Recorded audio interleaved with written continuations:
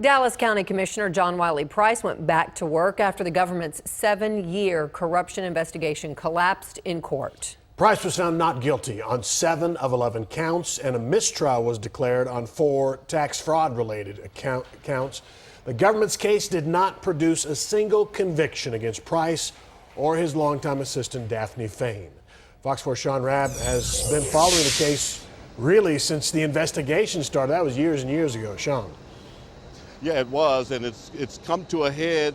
Not guilty verdict for Mr. Price and Ms. Fain today. The judge told the jurors it would do them no good to talk to reporters in this case, so we don't know what they were thinking, but maybe, Steve, maybe the government withholding evidence, the FBI not turning over files, maybe all of that was simply too much to overcome. Well, whatever, again, not guilty verdicts today, and this is the first time in the history of Dallas County. Up until this point, whenever the government has sent someone to trial on public corruption charges, they've gotten a guilty verdict from a jury. This is the first time ever today that it did not happen. Can you say anything right now? I'm on my way to work. I'm trying to get to work. It was the work of Dallas County Commissioner John Wiley Price that was on trial. The government charging him with public corruption, mail fraud, tax evasion. Jurors found Price not guilty on all corruption charges and were hung up on the tax counts.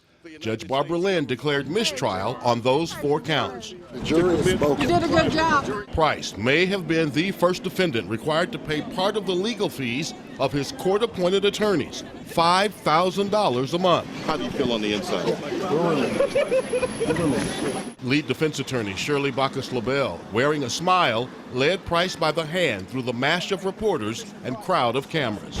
I expected the verdict. Commissioner, did you expect it was consistent with the evidence.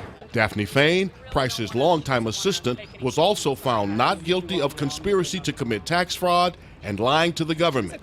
Like Price, not saying much about this hands-down victory over the government. Asked how she felt, Fain replied, "I'm blessed." Tom Mills, Fain's lead attorney, had much more to say about this stunning victory. I think it will go down as a historic verdict. There was obviously an element of racism or non-racism in terms of who they charged, who they called as witnesses, who's on the jury. I think it'll be very important, but I don't know exactly how to measure that right now. It was 5 days into deliberations when the jury announced deadlock on 4 counts. Judge Barbara Lynn urged them to press on. Today, telling the jurors, "You've worked very hard. You have nothing to be ashamed of. You've worked very hard. No remorse about the counts you were deadlocked on."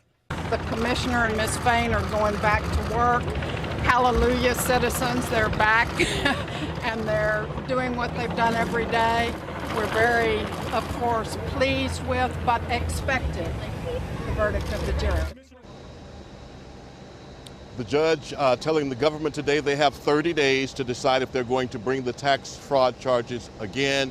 The United States Attorney's Office this afternoon saying they're going to convene with the prosecutors in the coming days to decide where we go from here. Steve, this could be a watershed moment. Prominent attorneys like Tom Melsheimer today putting out statements saying this case and how it was handled or mishandled should cause the government to reevaluate how they choose to prosecute cases. Melsheimer going as far as saying this case should have never been brought to trial. That's an opinion. Let me talk about that, and let's talk about the cases that are still out there. Tax fraud is a serious charge. Al Capone, that's how the government sent Al Capone to prison. He went on tax fraud charges. If the government believes in its case, why not renew the tax fraud case? Sure. The tax fraud case, the problems with the tax fraud case really had to do with the IRS agent who brought testimony, Renee Hammett.